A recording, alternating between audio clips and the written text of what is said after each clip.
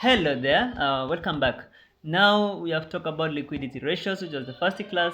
Now we want to talk about the second class, which is activity or asset ratios. It's called activity slash asset ratios. These ratios compare the figures of the sets or turnover, which is with the capital given, and they may be used to determine the return of capital to measure what you call management efficiency in the use of variable assets. This is what you call stock turnover. Now, activity or asset ratios. You gotta know this is the assets you have. Now, you should understand the assets that you currently have. It is used to compare the sets. The set is the total number of assets you have.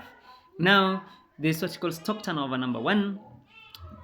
This ratio measures on how asset or inventory is used to generate sales. If anybody that is working in the company of sales, now you can know on how to generate the number of sales you have. So the stock turnover is equals to number of sales all over average stock. And now you should understand on how to know the average stock.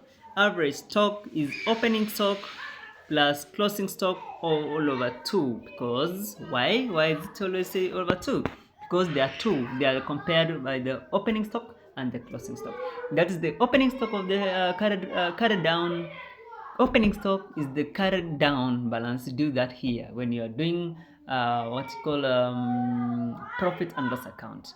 And now the closing stock is the due when you have done all the transactions. You have sell every goods, you have done all the marketings you have for sales, and now there's remaining stocks at the end of your due here. Now let me say it was that first here in the January. Now you have a carried forward or carried down stocks. Now it is what you call the closing stocks. So if you want to know the average stock, if you want to understand the average stocks, whereby this is how to calculate stock turnover, and you know the stock turnover measures on how assets and inventory is used to generate sales. You are now want to generate the total number of sales. Now you want to know, say stock turnover is equals to sales over average stocks, and sales is generally you have it because after selling everything there's number of sales that it remains after net. That's what you call net sales.